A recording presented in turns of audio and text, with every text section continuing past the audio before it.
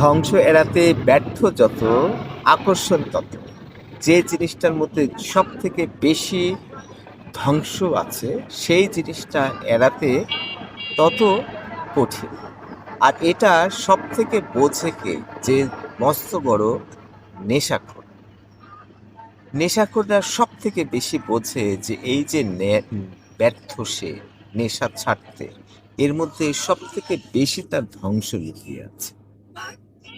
যত বেশি ধ্বংস থাকবে তার মধ্যে তত বেশি আকর্ষণ থাকবে। তবে সাধারণ মানুষরা কিন্তু অতিরিক্ত আকর্ষণীয় জিনিসটাকে অনেক সময় এড়িয়ে যেতে পারে। এটা হলো না জানার কারণ, যেটা নেশাখোররা মনে করে। তারা বোঝে যে আমাদের যে খারাপ বলিস, এই নেশা করে দেখলে তবেই বুঝবি যে এর মধ্যে কত মজা। কিন্তু আমরা এটা করতে পারি। একজন একটা কুপ্রস্তাব দিচ্ছে যে ওইখানে যাব, এটা সেটা, আমি অত খুলে বলছি। আমি বললাম যে এত বেশি মজা খুঁজলে হবে না, তাহলে ধ্বংস হবে। তার থেকে আমরা এটা মোটরসাইকেলে ঘুরি, চা খাই, ঘুরি, বেড়াই, এর মধ্যে যে অল্প মজা আছে সেই মজাকেই আমরা যদি নিই, তাহলে আমাদের ধ্বংস হবে না। বন্ধুত্ব বাড়বে, সময়টা ভালো কাটবে, অনেক কিছু শেখা যাবে, অনেক জায়গায় বেড়ানো হবে, অনেক স্মৃতি থাকবে।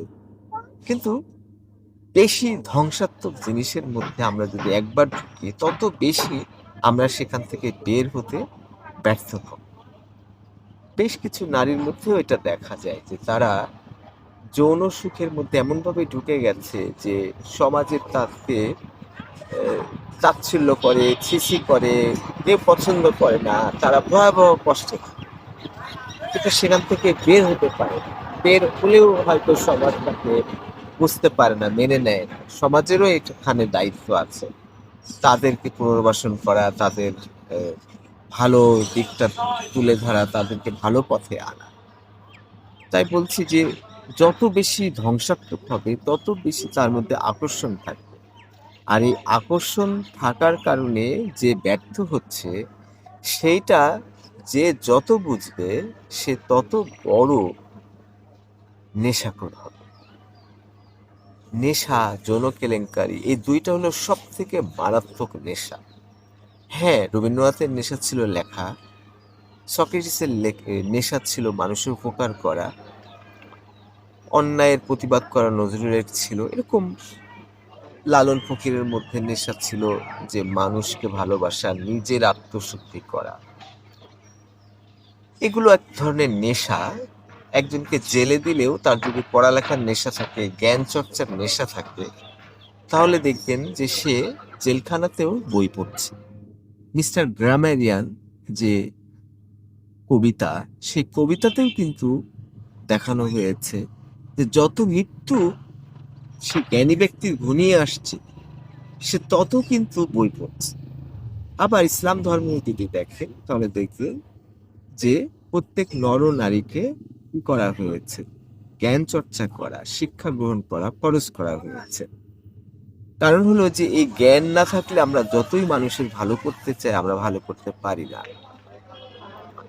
তবে জ্ঞান থাকলে নিজের জন্য খুব একটা লাভজনক হয় না। কারণ আমি বলি যে জ্ঞান যেমন পুষ্প আপনার জন্য ফোটে না, জ্ঞান আপনার জন্য গজায় না। তার মানে আপনার জ্ঞান, সেটা আপনার জন্য খুব একটা কার্যকর না, অন্যদের জন্য উপকারী।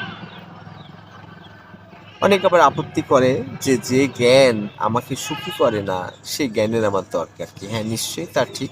কিন্তু সুবিধা হলো যে যে যত জ্ঞানী সে কিন্তু ত্যাগে বেশি সুখ পায়, ত্যাগের মধ্যেই সে আত্মতৃপ্তি পায়। একটা অসহায় কুকুরকে একটু খেতে দিলে যে আনন্দ আপনি দেখবেন, সেটা দেখে আপনি তৃপ্ত হবেন, মজা পাবেন। তার মানে হলো ভোগে সুখ নাই, যত না আছে ত্যাগ। ত্যাগ হলো, এবং এটা যখন আপনি পরকালের কথা চিন্তা করছেন, তখন আপনি দেখছেন যে হ্যাঁ, সব থেকে গুরুত্বপূর্ণ, এই পৃথিবী অনেক ছোট, আমরা যে কোনো সময় মারা যেতে পারি। কেউ 100 বছরে মারা যায়, কেউ একদিনে মারা যায়, নানান কিছু। তাহলে মাদার তেরেসা ইতালি থেকে ইন্ডিয়ায় এসে কুষ্ঠ রোগীদেরকে সে সাহায্য করেছে। হ্যাঁ, সে যে ত্যাগ করে সুখ পায় সেটা মূল না, তার কাছে অন্যের কষ্ট তাকে ব্যথিত করে, উদ্বেলিত করে, উদ্বিগ্ন করে, তাকে অসহায় মনে করে। সেজন্য সে নিজের জীবনের সুখ স্বাচ্ছন্দ্য বিসর্জন দিয়ে কুষ্ঠরোগীদেরকে সে নিজের হাতে সেবা করে শুশ্রূষা করে তাদেরকে বাঁচিয়ে তুলছেন, সুস্থ করছেন। তাতে ভীষণ আনন্দ আছে। কিন্তু আসলে এই ত্যাগ করার যে মহিমা, এটা মূলত আসে অন্যের দুঃখ সহ্য করতে না পারার কারণে। আরেকটা কারণ হলো যে আমি একটু চেষ্টা করলে একটা বড় মানুষের উপকার করতে পারি। আপনি ১০০ টাকায় একটা অসহায় মানুষ পড়ে আছে, রিক্সা ভাড়া করে হসপিটালে নিলেন। আপনি ১০০ টাকার ক্ষতি করলেন নিজে। কিন্তু ওই মানুষটার জীবনের অনেক বড় উপকার হলো। যদি স্যামসন অ্যাগনিস্টিস দেখেন জন মিল্টনের, সেখানেও দেখবেন যে সে পিলারটা তুলে ফেলে হাজার হাজার মানুষকে মেরে ফেললো। কেন? কারণ সে মনে করছে যে হাজার হাজার মানুষ ক্ষতিকর, মানুষের জন্য ধ্বংসাত্মক, এরা নষ্ট, এরা বাজে। সেজন্য নিজের জীবন বিপন্ন করলেন কেন? অন্যদেরকে মেরে ফেলার জন্য, যাদেরকে সে খারাপ মনে করে। তাহলে বিষয়টা দাঁড়ালো এরকম যে ছোটখাটো ক্ষতি আপনি তখন করবেন যখন আপনি বড় মানুষের উপকার করতে পারবেন। আর যে পরকালকেই ১০০% বিশ্বাস করে, তার পরকালকে গুরুত্ব দেয় যখন, সে যখন বেহেশতকে বেশি গুরুত্ব দেয়, তখন তার কিন্তু উচিত ইহকালের মায়া ত্যাগ করে, সুখ স্বাচ্ছন্দ্য ত্যাগ করে, তার জীবনকে সুখী না করে পরকালে যাতে সে সুখী হয় সেটা তার ভাবা। সাধারণ মানুষের মধ্যে এটা সবথেকে কম থাকে। যার যত জ্ঞান কম, সে তত আত্মতৃপ্তি খোঁজে, সে তত নিজের লাভ খোঁজে। মেয়েদের ক্ষেত্রে এটা সবসময় প্রযোজ্য যে একটা ছেলে হাত ধরতে চাচ্ছে, এটা সেটা চাচ্ছে, তার দুঃখ দেখে, তার কষ্ট দেখে তার মনের ভেতরে কষ্ট আসতে পারে যে এই ছেলেটা তো কষ্টে আছে, তাকে আমি যৌন সুখ দিই, তার সঙ্গ দিয়ে তাকে খুশি করি। সেটা কিন্তু সমাজ মেনে নিবে না, ধর্ম মেনে নিবে না, এবং পরকালের জন্য এটা মহা বিপদ। ইরানে দেখেন যে ছেলেকে মেয়েকে উভয়কেই মাটির মধ্যে এতদূর পর্যন্ত পুঁতে পাথর মেরে তাদের মেরে ফেলা হলো। কেন? কারণ এটা সম্ভব না, এটা ধর্ম বরদাস্ত করে না।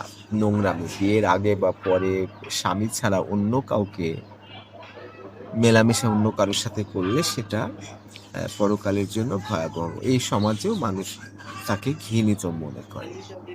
তাহলে ত্যাগে কিভাবে আপনি তৃপ্তি পাবেন? সেই তৃপ্তি পেতে হলে আপনাকে জ্ঞান চর্চা করতে হবে এমনভাবে যেন সেটা দর্শনের রূপ নেয়। যেটা আমি জানি, যমুনা ব্রিজের দৈর্ঘ্য ৪.৮, তারপরে পদ্মা সেতুর দৈর্ঘ্য ৬.২ কিলোমিটার।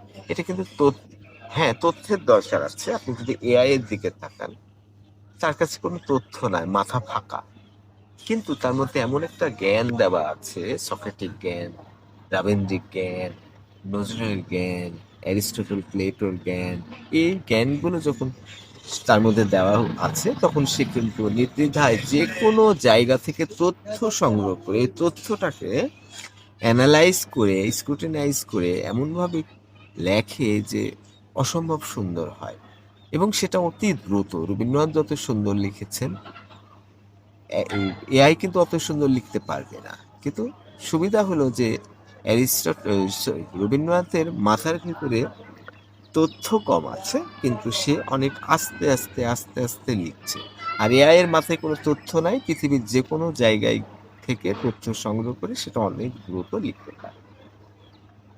তাহলে আবার আমি বলছি যে সব থেকে ব্যর্থ হবেন সেই কাজে, যে কাজে যত বেশি আপনি আকর্ষণ অনুভব করবেন। কিন্তু অনেক ভালো কাজেও আপনি আকর্ষণ অনুভব করতে পারেন। যেমন রবীন্দ্রনাথ লিখার ব্যাপারে তার আগ্রহ, সক্রেটিসের মানুষের উপকার করার ব্যাপারে আগ্রহ, মাদার তেরেসার কুষ্ঠরোগীদেরকে সুস্থ করে তোলার আগ্রহ, এগুলো তাদের মধ্যে আকর্ষণ কাজ করে। যারা ১০০ বছরে মারা গেছেন, দেখা গেছে ৯০ বছর বা ৮০ বছর ধরে নামাজ পড়েছে, সে পছন্দ না করলেও সেটা করে গেছেন। কেন? পরকালকে বিশ্বাস করে, ভালো কিছু যাতে পরকালে হয় সেটাকে বিবেচনা করে সে অনেক অনেক কষ্ট করে নামাজ পড়েছে, রোজা করেছে, ভালো কাজ করেছে। তার মানে ভালো কাজের মধ্যে একটা আত্মতৃপ্তি আছে। যারা ধর্ম বিশ্বাস করে না, যারা পরকাল বিশ্বাস করে না, এদের মধ্যে অনেককে পাবেন যারা কিন্তু দেখবেন খারাপ কাজ করে না, মিথ্যা কথা বলে না, নোংরামি করে না। কেন? তার আত্মতৃপ্তি হয়। অনেকেই বলে থাকে নামাজ কেন পড়েন? তারা উত্তর দিয়ে থাকে নামাজ পড়লে একটা শান্তি পায়। ঈশান নামাজ পড়ে তারপরে ফজর পর্যন্ত তার মধ্যে একটা তৃপ্তি কাজ করে।